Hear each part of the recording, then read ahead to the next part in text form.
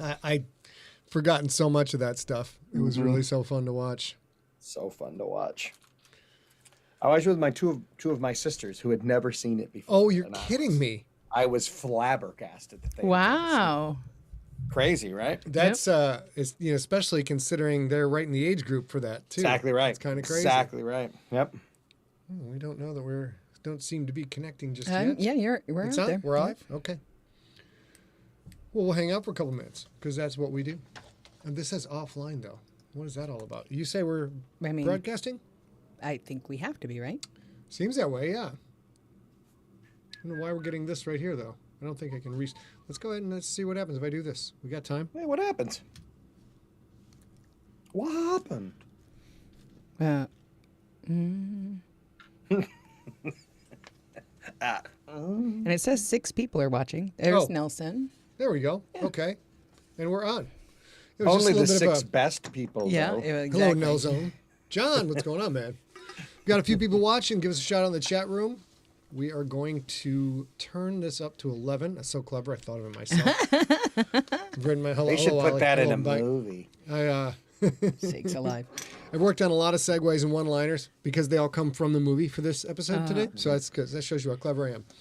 All right. Yeah, Scott's real clever with other people's stuff. Extremely. Hello, Natazis. Hello, many Ottos. Hello, Carol Otto. Hello, Joan Otto. Oh, nice. Carol and Joan are the 2 I watched it with. Very nice. I hadn't seen it before. And Carol and Joan, I will let you know that I'm saying that because Robbie can't see you joining the chat just yet. Or maybe you can't ever. I had the video all goofed up. All right. No, it's never just yet. It's never. Oh, it's never. Yeah, okay. I just get to stare at you 2 the whole hour. Never. It's wonderful. Yes. All right. At least that's part way fun. You ready to roll? I am. Okay, here we go. I go to main. Hello, everybody.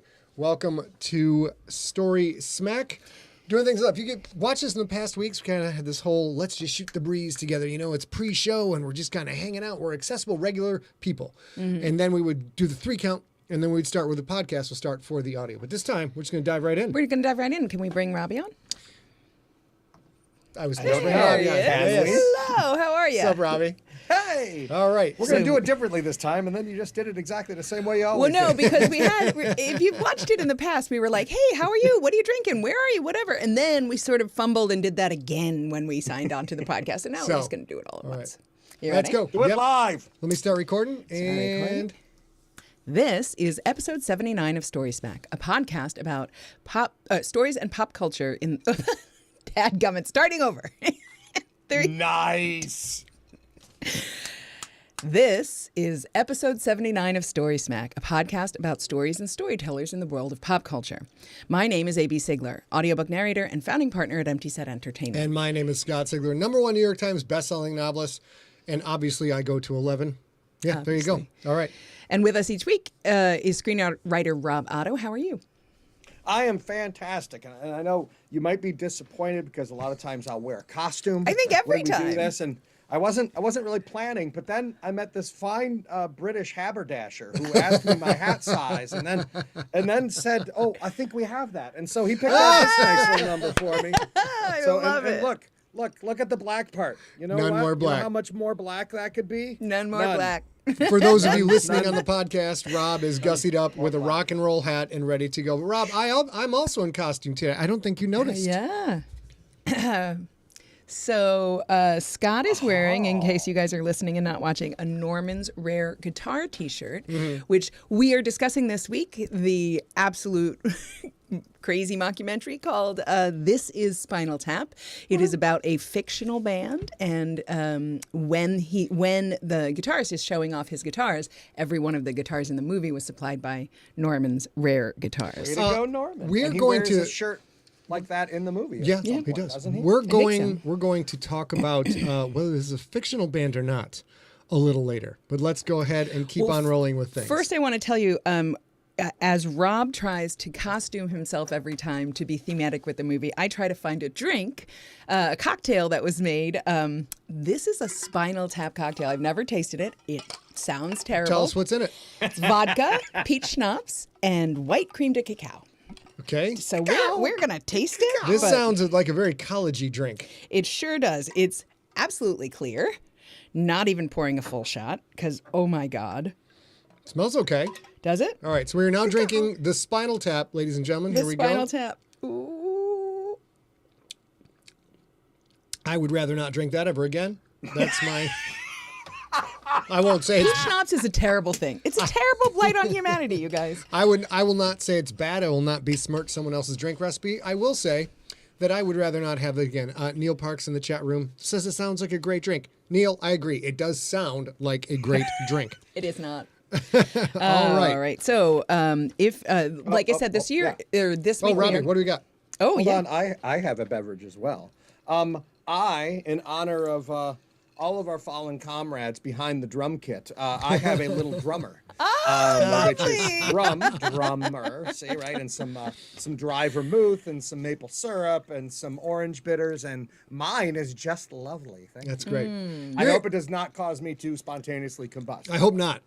I'm sure you'd make a good little green globule. But you know, you're a clever dude. We should work on some screenplays together, something like that. I think. Yes, absolutely. Good idea. So today we're going to be discussing the 1984 documentary. This is Spinal Tap. Can you give us the story, movie guy synopsis? I sure can. In 1982, the legendary English heavy metal band Spinal Tap attempt an American comeback tour accompanied by a fan who is also a filmmaker. The resulting documentary, interspersed with powerful performances of Tap's pivotal music and profound lyrics, candidly follows a rock group heading towards crisis, culminating in the infamous affair of the 18-inch high Stonehenge stage prop. So you were saying that this is an actual documentary. Okay, real quick. Let's say it's not. It's a mockumentary. It's a rockumentary. But Spinal Tap cut 2 albums. I think, therefore, and all of the guys in the movie are the guys in the band doing the role. So I believe that Spinal Tap is a real band. Yeah. See, fair enough. I think it's life imitating art, imitating documentary, imitating that fine line between clever and stupid, right? Yeah. So yes, they're actual musicians. Yes, they went on tour to film tour scenes for the rockumentary, and yes, they did release another album and have done some performances and some specials, but they're not a real band. I mean, they did have a comeback tour, didn't they? Like in Sure, like 20 absolutely. years, 10 years ago, something? Yeah. Come back from where exactly? That's a good The point. thing is, brink, the whole from the history brink, of Rob. the band the whole history of the band that they lay out never happened. It's true. I'm just saying. All right, we're All I'm split. saying. Rob says no, not a real band. I say real band. I Third vote. abstain. You abstain. Okay. Therefore, let's talk about. That's great. Wow, look at us in the middle of the road getting run over by a tour bus. That's fantastic. Hey, how much money does this thing make? Oh, you guys, this is crazy because if you've recently seen Spinal Tap, like the three of us who are discussing it, it holds up as a early 80s movie. It sort of looks that way, the graininess, all that stuff. It was still a $2 million movie to make in 1983. In 2022 dollars, that's about $5.3 million. So it is it's a really reasonable. I guess they didn't have to pay for script writers, so they, I guess all not, that yeah. sort of stuff. That's pretty reasonable. And then Probably most of that went to the tour. Right? They had to film the tour Yeah, for for a sure. year ahead of time. That's probably where a lot of the money went. For sure. It made $4.7 million, so it was obviously a success. It more than doubled its money, and that would be about $12.6 million today. So in any regard, it did well. But as we'll discuss, it wasn't what we're about to discuss. It wasn't the juggernaut that we're about to discuss, I don't think. So let's go over favorite things from the movies. What is your favorite thing from the movie? If anybody knows me in real life, you know I have super duper fine hair. I love all the 80s hair. I love all the 80s hair. Love it. Robbie? That's fantastic. Now, this is interesting. Since my vote said they are not a band, my favorite thing is the musicians. Because they played their own music. The actors, they didn't use doubles for any of the scenes. Right. They play it all. They toured. They wrote all the music themselves. Not a band, but I really appreciate. And listen, this music was so catchy. After I saw this, first time I saw this was on HBO, right? Probably about 86 or so. Okay. On the Columbia Record and Tape Club, I got them to send me the cassette tape of the This Is Spinal Tap soundtrack and listen to it over and over and over again. Catchy tunes. Yes. How about you? Catchy tunes.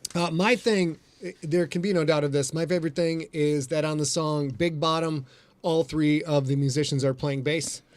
I being a bass guitar. I don't know if you can you see this point. over here? Can you see some, I love some it. basses past? I was going to bring that up, Scott. So Yeah. I am so don't impressed know how that to you make- noticed it. You There we realize go. there's no lead guitar. It's all bass guitars. Yeah. That is fantastic. I'd forgotten about that completely until we watched it last night, and I'm like, get the fuck out of here. That's so great. So it's pretty sweet. All playing absolutely. bass. Okay. I got to tell you a quick story since I was going All to right. tell this one later. So, in one of their tours, when they were, making an appearance as not a band, when they played that song, it was like at a festival. Every bass player from every band at the festival, including actually every member of Metallica, came on stage for Big Bottom. Everybody played bass on that song. So they had like dozens of basses playing that song. And I think that's freaking awesome, especially since they're not a band. Yeah. Nice. Not a band can be on stage with Metallica. I like that quite a bit. Okay, let's talk about the cast and crew. But first, a little bit about the overall productions, since this is the first improv movie that we have discussed. And I admit, you guys know more about this stuff than I do. So let's cover what is an improv movie to start with. Well, there are a couple of things we'll talk about, but we'll start by saying the four main characters or actors who played the characters in the movie: Christopher Guest, Michael Mckean, Harry Shearer, and Rob Reiner came up with the characters in 1978 for a pilot episode of a proposed TV show, a sort of a comedy sketch show, which we've seen many of in the decades following, entitled The TV Show. But I mean, with originality like that, how did it never catch on? Can't go wrong. and one of the sketches in the TV show, in the pilot of the TV show, was This Is Spinal Tap, where they played for the first time. The TV show didn't get picked up, but the creators kept working on the idea, which eventually became the movie This Is Spinal Tap. And the cool part of this is, I mean, Scott, we've written script together, and every single word, we consider every single word, and it's like gospel, and it has to be perfect and succinct and get directly to the point. These guys shot an entire movie with a 4-page treatment that kind of broke down a handful Really? of scenes, and then Holy they just cow. said, "Oh, okay, we'll figure out the rest as we go." And that is what they did. I mean, they had some real actors in this movie who would like ask them for the script, and they'd say, "Well, hey mate, there really is no script."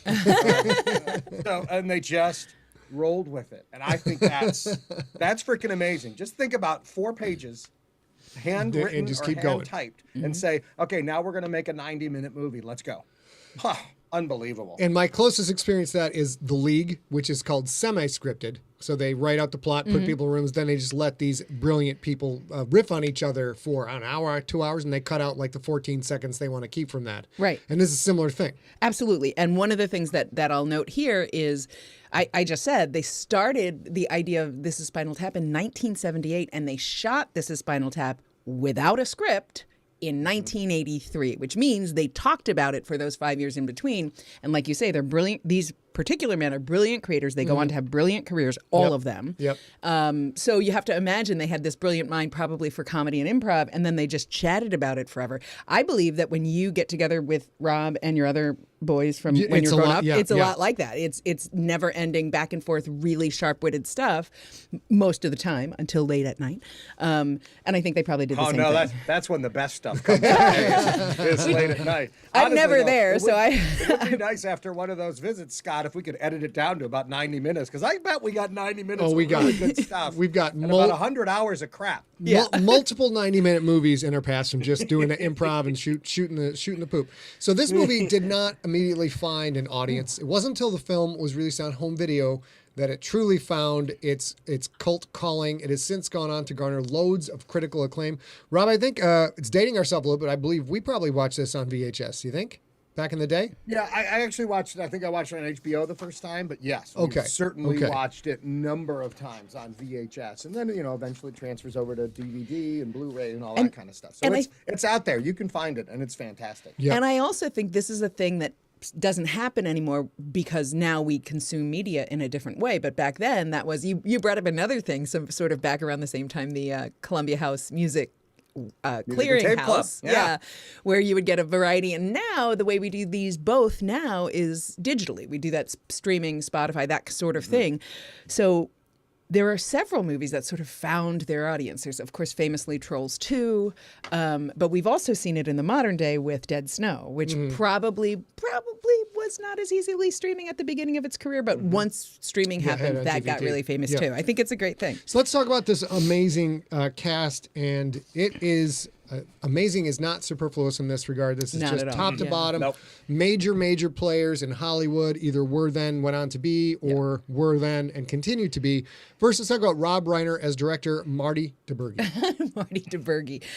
Okay, so Rob Reiner believes the reason that this movie wasn't instantly a hit is because so many people thought that it was a real documentary about a real band that they'd never heard of, so they didn't go to the theater, which I find fantastic. One screening in Dallas had only 15% of the people, only 15% of the people who saw it liked it.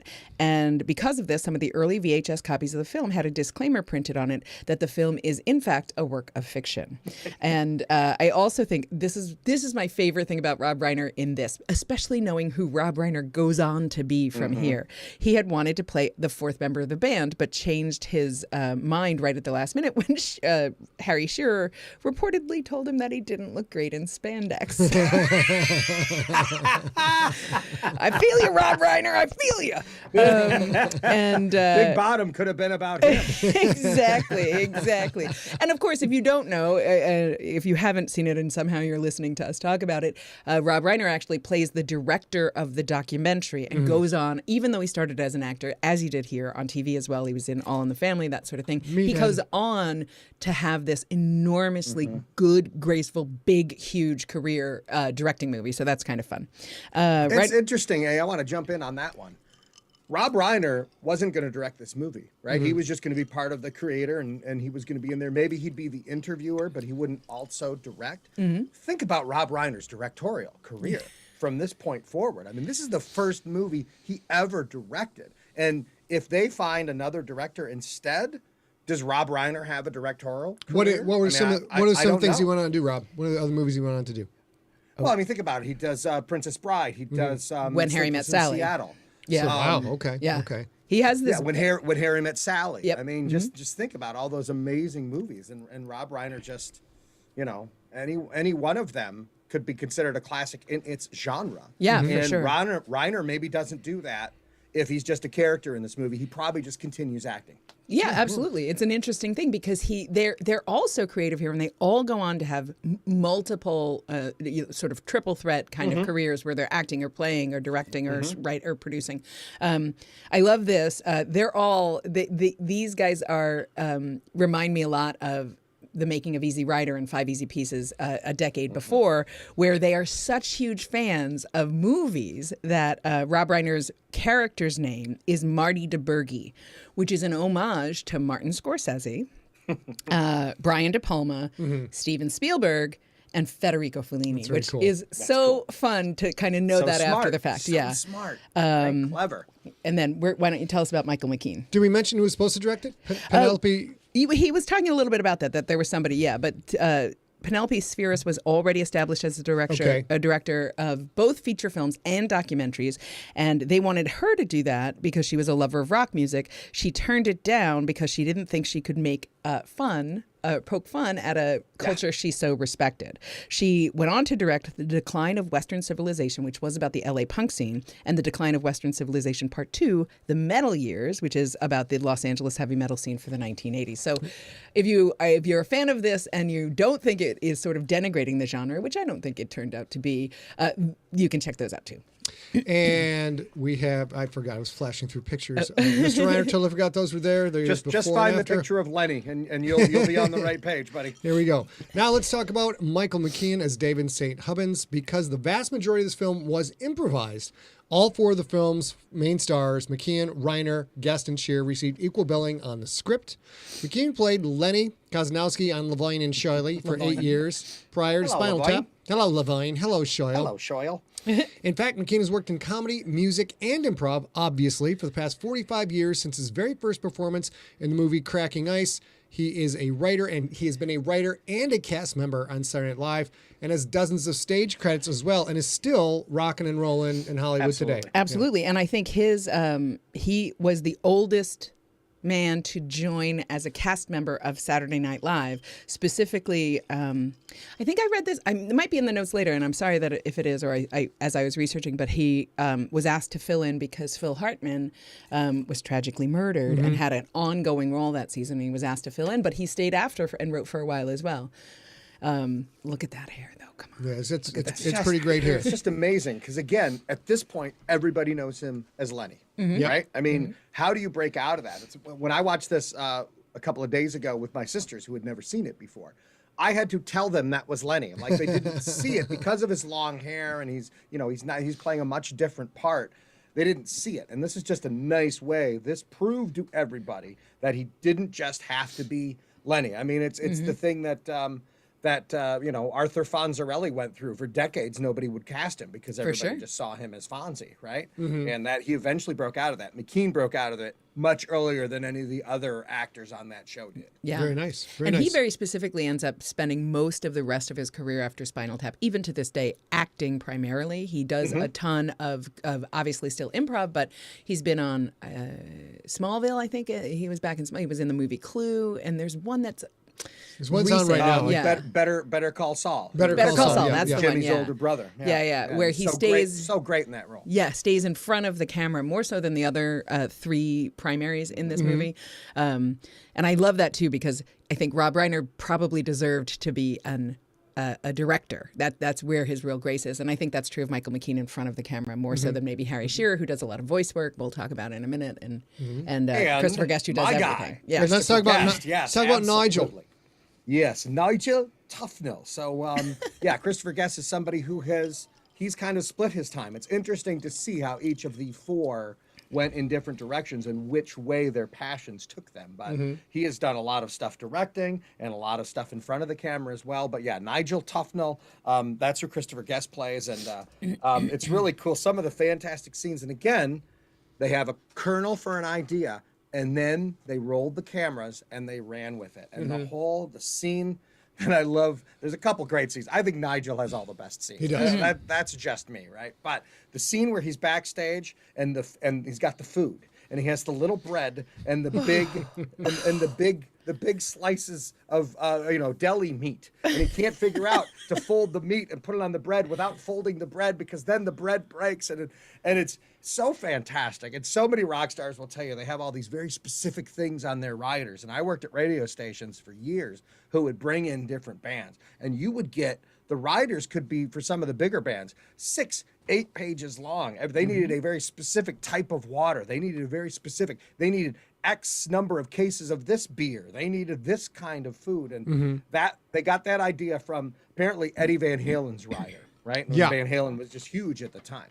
They wanted a giant bowl of M&Ms, but you had to pick out all the brown M&Ms, and they would go nuts if they'd walk into the room and see any brown M&Ms in the bowl of M&Ms. And that was the idea behind that scene. And I love that's just like a slice of reality for anybody who was connected to rock and roll touring at the time. I think that's just freaking hilarious.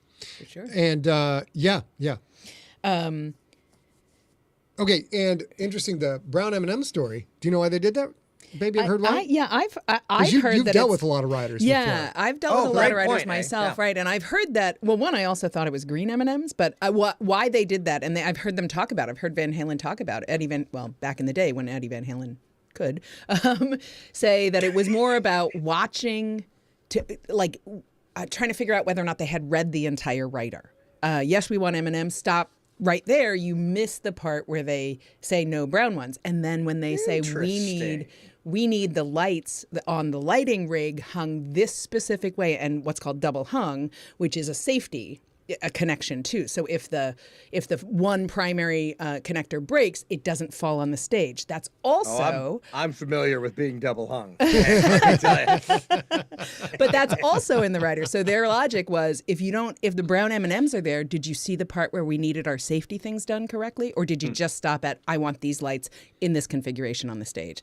And I think it's not a bad thing. I also think that there are lots and lots of horror stories in Hollywood. And as you guys know, I sometimes staff folks at Comic-Con and stuff like that. And I've seen it myself. People just ridiculous because they can be ridiculous. But it is I've literally seen 2 people do it, and I'm not naming them because I have to go back to Comic-Cons, but 2 people in years. Is one of them Scott Sigler, the New York Times Definitely bestselling not. author? Yes. Definitely yes. not. I better have my Bud Lights and my Chocodiles. Okay. Let me hit a couple of things because everyone, you think of Nigel, you think about, the amps that go to 11, and you think about don't even look at it. You're going to ruin it by even looking at it. That scene. But a couple of other scenes. So when he's doing his guitar solo, he's playing one guitar with his foot, and then he pulls out the violin and grabs the violin across the strings of his guitar, and then tunes the violin.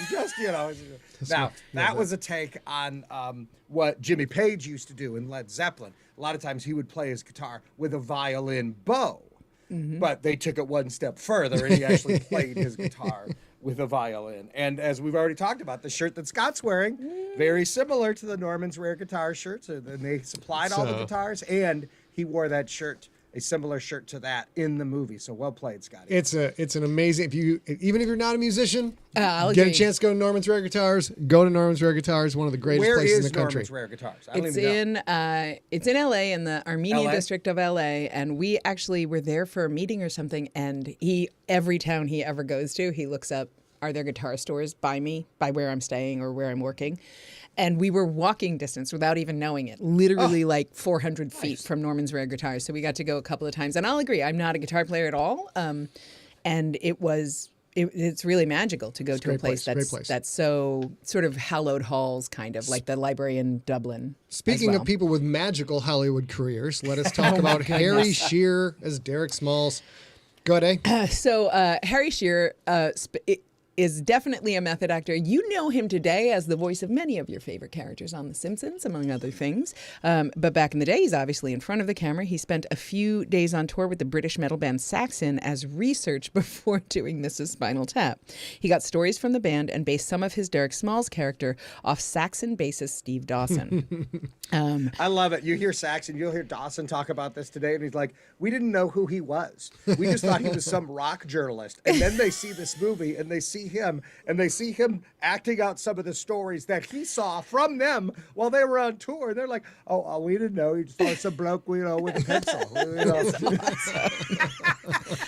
Also, I had a really hard time choosing between the hair and this moment on stage as my favorite thing about the movie. There's a moment where they are coming out of pods at the beginning of the show, and Derek Smalls gets stuck in his, and he's still playing his heart out and everything else. And now, 20 to 40 years later, it's sort of very much like the pod that Neo comes out of in The Matrix, but hard glass. So it's even more insane.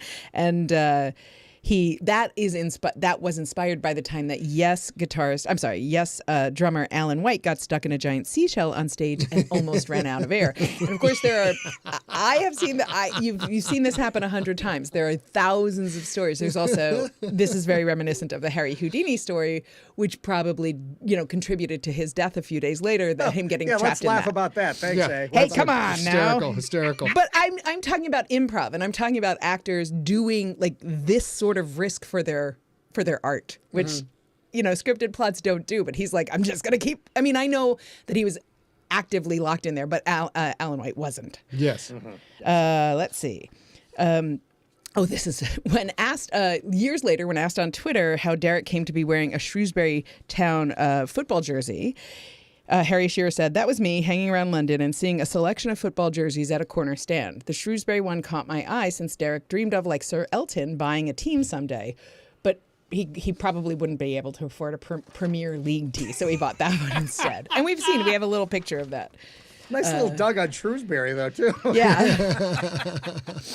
And those of you not watching at home, we were showing a picture of the band back together again as elderly gentlemen and showing them side by side in their rock and roll picture. And then, of course, we have Stonehenge. Do we have anything about Stonehenge? No. Oh, Rob, there is something about Stonehenge, Rob. Didn't Stonehenge help them get this thing made?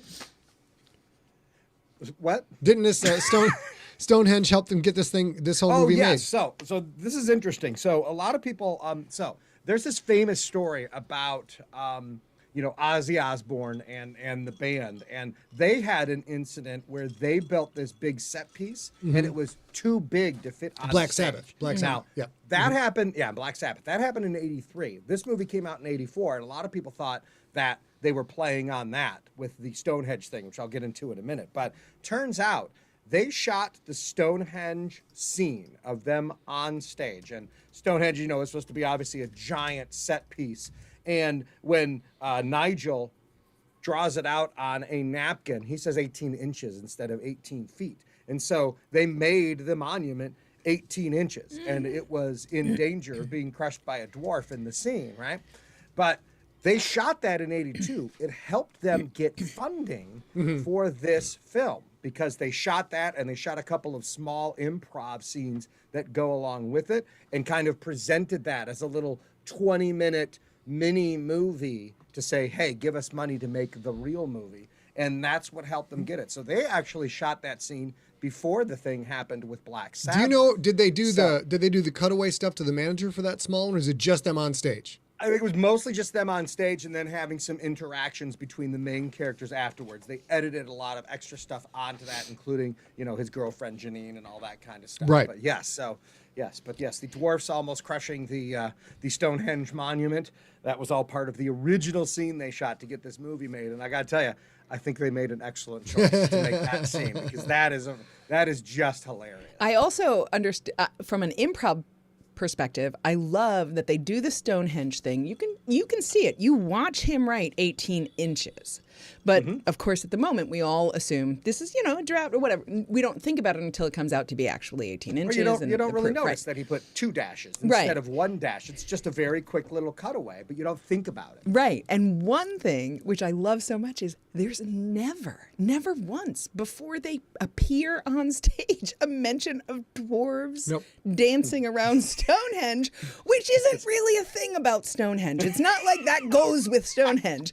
And it's improv, so they were just like, yes, let's add that here. Great. Yeah. So great. You mentioned earlier, Robbie, that there are all these weird writer requests and things like that. And since the movie's come out, this entire giant list of musicians has mentioned the things that they do and some of the trouble and some of the prop failures and all that. This is stuff that really happens on tour. It's this giant list. Yeah. Robert Plant, Jimmy Page, Eddie Van Halen, Sting, Steven Tyler, Eddie Vedder, Tom Waits, The Edge from U2, come on, man, Liam Gallagher, and Dee Snider all say no. Yeah, they nailed that. Actually happens. Some of this stuff actually happens. Honestly, the guys from Saxon accused them of actually putting recording devices in their travel tour buses because they're just I swear, word for word, that is exactly what happened. They accused them of stealing directly from their tour bus. So it's pretty impressive stuff. Now we're going into some trivia. Let's talk about some of the cameos in here. Let's go back to actors, and we've got Paul Schaefer. Oh, yeah. Paul Schaefer. Paul Schaefer is, Artie of course... Fufkin, Polymer Records. Artie Fufkin. Oh, hey, how you doing, Artie Fufkin? Polymer Records. And, how many times does he say his name? Many, 8 or 10 times? Many. 30 seconds. Those of you who don't know music or Late Night with David Letterman, Yep. this is one of the major session musicians in the history of the world, and of course he was in the band director of Letterman's show. band director. He's a big deal in the world of music. Who's this, babe? This is Dana Carvey. Dana Carvey playing. This is a movie. Early in the movie, there's a cocktail party scene, and he's playing a mime waiter along with. Mime waiter. Yeah, mime is money. Right. Let's go. Along with money. And Billy in that scene Crystal, with him who is is Billy also Crystal. a mime waiter playing a cameo here. He's the one who says mime is money. Let's go. And Angelica Houston. This is Angelica Houston. Friend. Did you not know this, Robbie? This is the thing. I didn't catch this until we were watching. When I watched it a couple nights ago with my sister, we watched the credits because I couldn't remember Bruno Kirby's name, the guy who plays the limo driver. Yeah. It was driving me nuts. So we just watched the whole thing, and then all of a sudden, Angelica Houston's name popped up, and I'm like, Angelica Houston? Where is Angelica Houston in this movie? I was like, did she get edited out or what? No. She's the woman who built the 18-inch high Stonehenge statue, set piece. And we looked at her picture. We're like, oh my God, that's Angelica Houston. Like Academy Award winner Angelica Houston had a very small part in this movie. Did she win an Academy Award for this movie? No. I don't, probably just a nomination. But I'll say this. This is an interesting thing that's happened a handful of times. You see, because it's an improv movie, an actor like Angelica Houston probably doesn't improv as much as Harry Shearer does, but absolutely can do it and work her way there, as does Howard Hessman, who has a small cameo. Yep. They are actors who can do this job, no problem. When I find it really wonderful, and obviously this is a great little cameo, but I find it really wonderful in the lobby, the Howard Hessman scene in the lobby. They walk into that scene talking with their road manager about the album can't come out because the cover the company finds sexist. And again, improv, no script. So they must know they're going in there and this is the general problem. But the true sort of blank, dense faces of the band, like, they did a really good job at that. And it rapid is stare. Right. And it is the way, I mean, we've all done this in our lives. There is a moment where you're like, oh, I see the difference. They never have that moment. They never have they never see the difference between, well, that's like punching up and you're punching down or whatever. They never do that. But you see the moment where you're like, oh, I see, they're children. This whole band is just children. Because the other rock star who's much more successful than them, his album had him tied down and being whipped by women. Yes, and they're like, yes, because he was the victim, and in yours, you made the woman smell the glove. He flipped it. He flipped it. Such a subtle twist. They turned it around. It flipped it, yeah. Yes, it's a fine line between clever and stupid. And I will say also, it is quite a fine line between acting stupid and letting people see your character as stupid in an improv way. Like, you could be goofy or you could just be that smart and that dense. And it's a beautiful moment, I think. Listen, to some of us, being stupid comes next. This is lovely. Ratings are a regular feature on the Internet Movie Database, IMDb, with every title featuring a user-generated rating on a scale of 1 to 10. Almost every title, because This is Spinal Tap, has its very own scale, and of course, it goes to 11. And it has an 8 rating, which I guess then makes it a 9. Yeah, Yes. Why don't you make this 10 and turn that up to 9? I don't know. Because this one goes to doesn't that mean it's a 7? Because if it's 8 on 11, wouldn't that be 7? Don't start with me with math, 10? mister. I know my math. Yeah, He's a you writer. and your math. But there's another point there, right? Where Rob Reiner says, well, yeah, okay, so he's telling him, everybody's rocking out there at 10, you can't go any higher. We built these to go to 11. And Rob Reiner says to Nigel, why don't you just make 10 louder? And there's just this great comedic moment of, again, that stone-faced where it looks like his brain is working. And then he says, but these go to 11, right? And it's just like, damn it. That is so great. And that's what makes Christopher Guest so amazing in this movie, is that he knows there has to be a pause while Nigel tries to, The processing pause. What Marty just said. And then he has to respond. And that example and the one that I was talking about in the lobby of the hotel with Howard Hessman lead us, all the people watching the movie, to the moment when Stonehenge descends to the stage. And this is the first second that the band is seeing it. Because the tour manager was like, well, we paid for it. We commissioned it. We're definitely using it. We're not doing another one. Yeah. But it's great, too, because everybody sees it at a different time. Nigel sees it last because he's facing the crowd, and he's playing his little mandolin thing. First one to see it is David St. Hubbins, Michael Mckean, and he's just like slack-jawed. His mouth is agape as he's watching it lower down. And, Harry Shearer is just kind of like, oh, whatever, I'm just going to keep playing my bass. That's what bassists do, right, Scott? That's right. I don't care if the set's on fire. Man's got to keep the bass line going. I got to keep time with the drummer. Okay, so we're just going to keep going. Later, Reagan. And then eventually Nigel sees it after he turns around, and he's just like, oh, son of a bitch. So two very, very significant cultural wins for this movie that was moderately successful at the box office, going on to become a cult classic. In 2011, Time Out London named This is Spinal Tap the best comedy of all time. Entertainment Weekly, Empire, the New York Times, and the American Film Institute have all singled out the film in similar lists. And In 2002, This is Spinal Tap was selected for preservation by the National Film Registry because it is a film that is considered, quote, culturally, historically, or aesthetically significant by the Library of Congress. So this little thing they got together to improv and shoot many hours of footage, it turned out to be great. Yeah. I do like that you became British when you read off the significance of that movie. There. Everyone knows the Library of Congress is British. It's the way it is. That's the way all of that works. But think about it, right? It's what A said originally on how it didn't do very well because a lot of people thought it was supposed to be a real documentary. Nobody had considered making a fake documentary before, right? I mean, there'd been some other things where they pretended it was found footage or that kind of thing, but a straight nuts and bolts, playing it straight, front to back, mockumentary. This is the first mockumentary.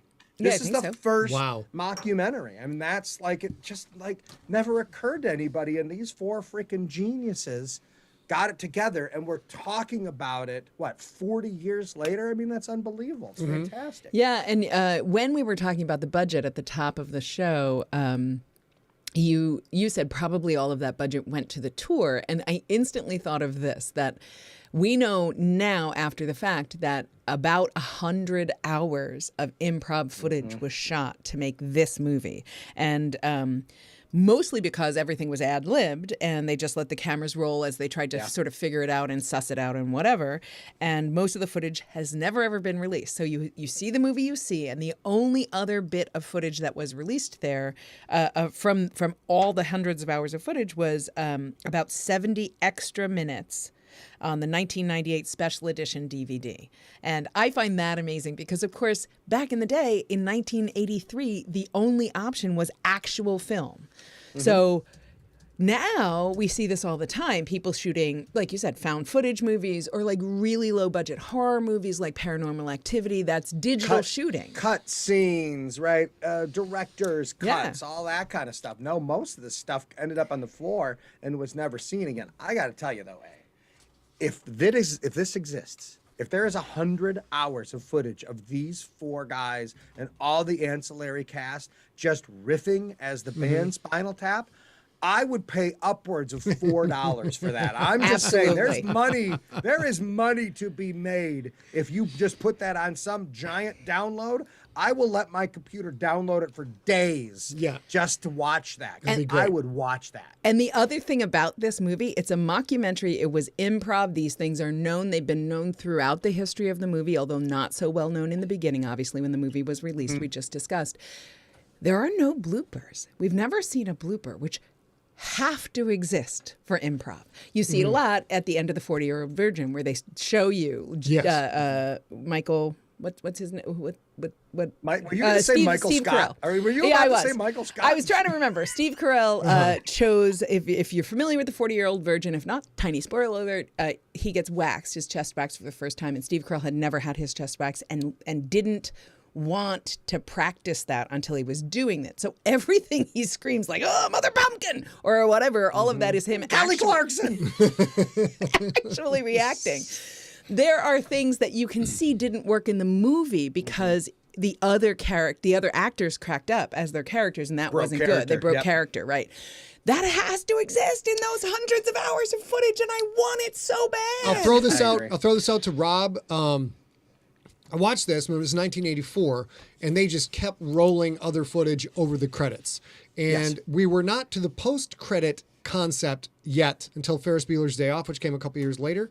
But any idea if this was the first movie that just kept showing stuff underneath the credits, or is that something that happened before? Wow, that's a fantastic question. If it had happened before, it probably hadn't happened much. Yeah. Right? And the idea, because I remember, hearing about it, hearing about the director of Ferris Bueller's Day Off, whose name, John Hughes. Right? John Hughes, thank you. I was thinking John. I got stuck on Angelica Houston. I was thinking John Houston. Yeah, so fair. Whole different guy. Glad it was John Hughes. John Hughes has a great conversation about where that scene where he's on the bus and he gets the warm gummy bear from the one girl and stuff. They didn't know what to do with it, and they realized, well, this is just about as long as the entire post the credits. So let's just kind of include it with the credits. Not very many movies had done that. We get Cannonball Run, they show some bloopers as the credits are going, that kind of stuff, but no actual new footage, new scenes. It probably was also pretty innovative at the time when they put it together for the Spinal Tap. Well, and you remember that the Cannonball Run footage is footage that makes those actors look better, right? Yeah, they're all bloopers. But they're not like nobody's got snot coming out of them. Nothing is it's not corpsing. It's just making those people more accessible and human, but also quite pretty.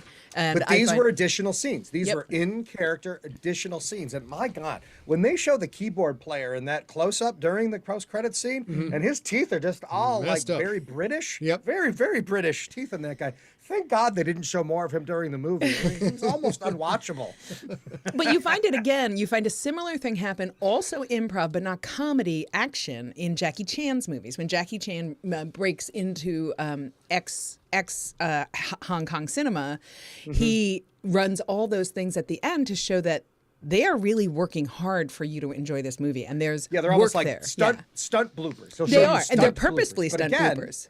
Bloopers that go out of character, unlike what they did at the end of this movie. Yep. And during this entire movie, not one of them breaks character. Ever. I was It's fantastic. I've watched this. One of your sisters chat me asked how many times I've watched this. I said at least 10. I'm not entirely sure. But one of the things that surprised me after many, many years between my last watch and the one we just watched last night was the amount of really solid dramatic performance that these guys put in. They have to put in this dejected, despondent visage in order to make the comedy work a little bit better. And the one, of course, having been on tour and going to bookstores and having one person come in and get something signed and you sit there for an hour. Scene. You watch them and then like they captured that was rock bottom for the band. Like the whole band is here and significant others with label support. Everybody's here and no one shows up to getting signed because they're just done. Their performances in that and in a bunch of other places where they realized their career has fallen to this rock bottom, they were really good. It wasn't just slapstick comedy. Well, and I think you need those moments so that the denouement right at the end where Nigel is standing off to the left or like stage left or something saying like, you got to choose, right? I left the band. You want to be Spinal Tap or you want your girlfriend to run the band? What do you want? Like, he doesn't say anything like that. He just stands there and looks at David St. Hubbins like emphatically. Who makes the decision. You Who see makes him the decision, leading yeah. up to it. He keeps looking back at Nigel, keeps looking back while he's playing his guitar. And then he does the one head shake. Does, yeah. Says, come on. And Nigel's like, wait a minute, are you saying what I think you're saying? Yep. And then he does it again. I mean, that moment, not a single word. They're right in the middle of a freaking song. Yeah. Right? Yep. Nigel runs on stage. And there are those, I think you need those dramatic moments in improv so that you know that these people are working very hard and you believe the character. Both things have to happen so that if things go a little sideways in the plot because it's an improv, you stay with it because you're like, these people are talented and this story is worth it. And but you also need Derek Smalls just blowing his nose and picking his nose with a Kleenex while they're having that moment of failing at the record store at the same time. Absolutely. Freaking genius. They're just genius. A really lovely story to come out of this that I only learned today from reading the script is Jamie Lee Curtis. Oh, yeah. The Jamie Lee Curtis saw a photo of Christopher Guest as Nigel in Rolling Stone. With that hair. It's the hair, right? The hair. Right, it must be the hair. Young That's Nigel. what I'm saying. And apparently Jamie Lee Curtis told herself, he's cute, I'm going to marry him. And so she did. Curtis gave her number to his agent and Guest didn't call. Which you're like, what Chris, on earth buddy, is... Chris, what are you doing, man? What on earth is going on when Jamie Lee Curtis in 1984 says, hey, honey, give me a call sometime. Call me maybe. You're like, you saw her in Trading Places by oh this my point, gosh. haven't you, Chris? Oh Come on, my buddy. gosh. Oh my gosh. And as fate would have it, they ran into each other and eventually wed in 1984 at Rob Reiner's house. It's quite beautiful. Quite beautiful. You can't write that stuff. Just like this movie, you can't write this stuff either. And we'll riff on this to finish up. But the other thing, as a musician and who does other things, I write too, and they are musicians who do other things and act too. I like it. Scott looks at himself as a musician who also writes. Dabbles a little bit. as like Dabbles a little bit here and there. 24 published items in novels, but I'm a musician who also writes. But you look at, they insisted on writing all the music themselves, playing the instruments themselves, and you go see. What was that? La La Land was one where the level of musicianship was so drastic, and I think the lead may have learned a lot of that, but it's not quite the same as you watch someone you know as an actor playing really intricate pieces of music, and you're like, when they cut away to the hands, there's a reason they cut away the hands because that's not that person's hands. Even though it's a mockumentary, it was still a really bold choice by these guys. Like, no, we're going to record all the songs, know the songs inside and out, so that we can act and play while we're doing it and actually perform live. It's amazing. And these actors, these people, these humans, they go on to have a reasonably successful improv career, musically and not musically. You see Best in Show that pairs. Who's David St. Hubbins? Harry Shearer and Michael Mckean and Eugene Levy. You see, there's another. There's the Mighty Wind is the musical. Mighty Wind, right? Waiting for Guffman. Waiting for Guffman. The stage, right? And they do this really well. For your consideration, all of these they're kind of the same idea that they're mockumentaries behind the scenes. That is probably primarily improv. Right? Yeah, for sure, mostly improv. And that idea that they can be so comfortable with each other, we see that come into TV in recent years. We see The Good Place being scripted, but what did you call it? Semi-scripted. Semi-scripted, yeah. And Schitt's Creek being that way.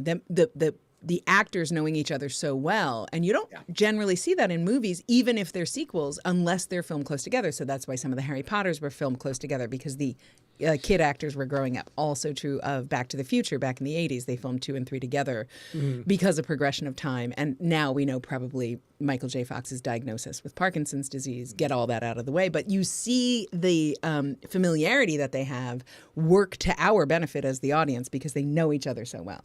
Yeah. I imagine, Scotty, I think you can probably talk to this. They did the tour to all the different college towns before they shot a lot of the set pieces. And they shot some of them while they were on the road. But, I mean, 24/7, when you're on tour with a band, you're all together, you're working together, you're lugging the equipment yourselves, all that kind of stuff. I mean, that you have to really get to know those other people. Yeah, the sense of familiarity with these guys, and even down to their stage motions, how they didn't get in each other's way. Of course, they would have cut away from that, but everything looked natural and flawless.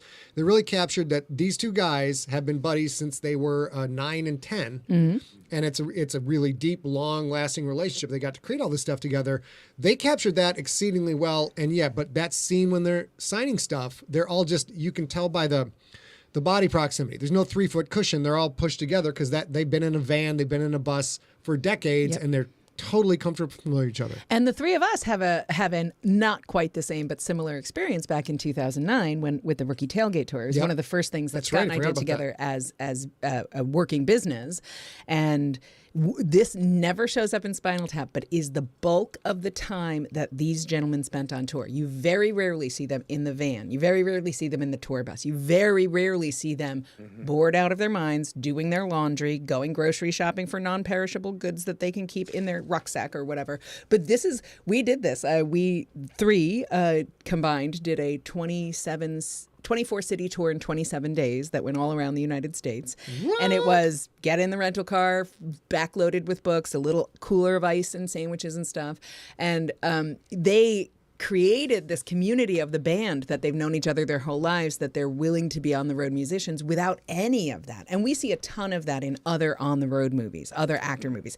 Most of Almost Famous is all about them doing the not playing on stage part. And we don't see a lot of that, but we didn't lose any of the camaraderie and family that band has because they're terribly good actors. That's a good point. When I think about, when I was driving Scotty around for one leg of that tour, I remember the times of us in the car together and, we were talking about, our sequel to The Last Starfighter that we were going to write and different comic books I was reading and that kind of stuff. Yep. I don't think about the, 90 minutes we spent at a bar with Sigler talking to his junkies. That was the work part. It was the stuff away from that I enjoyed the most and I think about the most. So, and there have to be moments of that for Spinal Tap, the band Spinal Tap, but we don't need to see it to know that it's there. They're not a band, by the way. I wasn't sure. I don't know. They did play the Royal Albert Hall. I saw that somewhere in here. What did I see? Yes, that? absolutely. They did. So they got together and the Royal Albert Hall, and they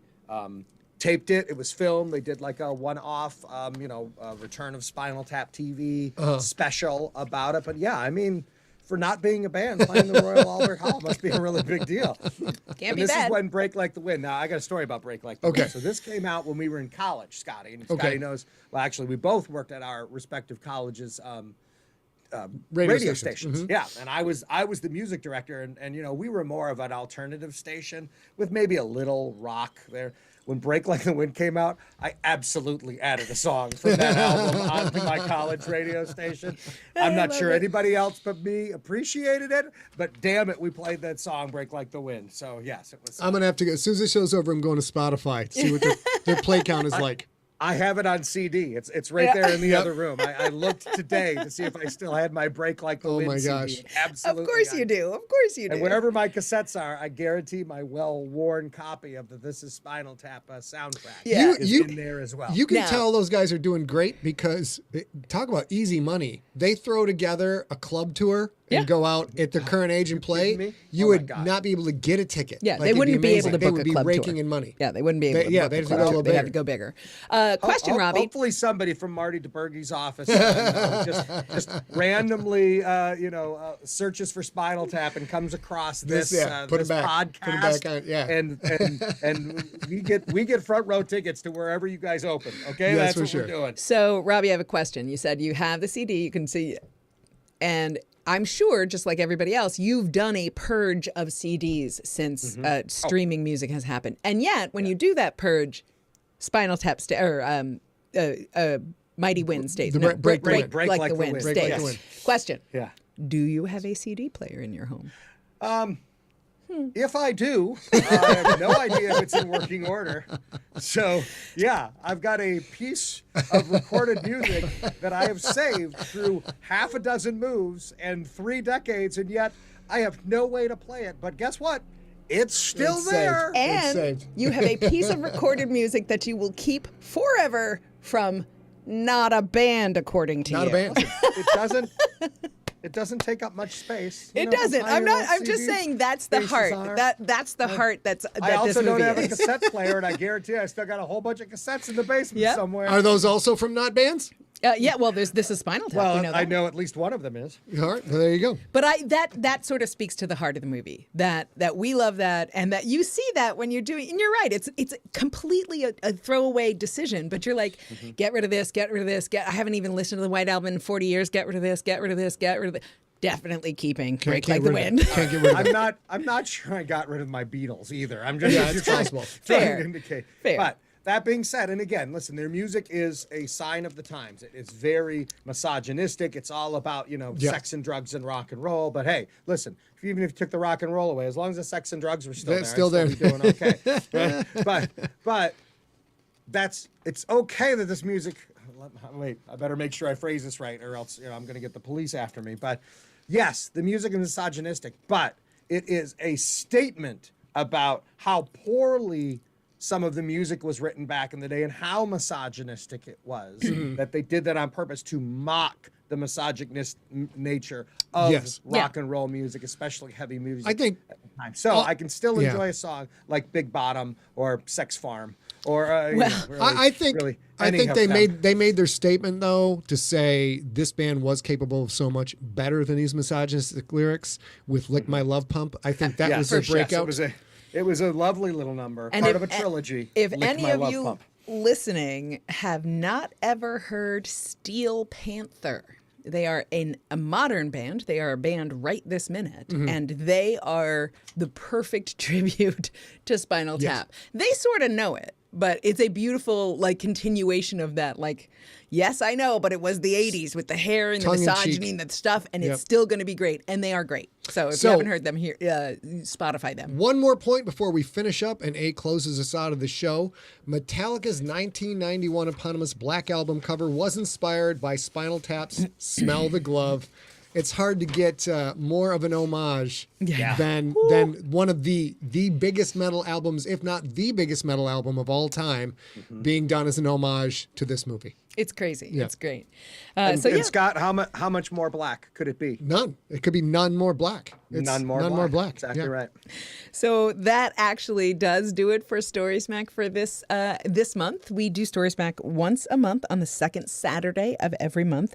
We'll be back on March 12th discussing Batman Begins because there's a new Batman movie coming out on March 4th. So Can't catch wait. up, getting ready for that. Can't wait. And until then, Rob, I think we're gonna sign off from you. Thank you so much. I hope you have a great rest of your weekend, sir. Hats off. I'm gonna crank it up to 11. Yeah, you go crank it later, buddy. Later. Well, listen, there is an armadillo in my pants. It's quite frightening. All right. Good, baby. All right, so that, as I said, is it for episode 79 of StorySmack. You can find Scott and I online. Scott is at Scott Sigler on Twitter and Instagram, and his Facebook page is facebook.com/Scott Sigler. I am at @arealgirl on Twitter and at a.real.girl on Instagram.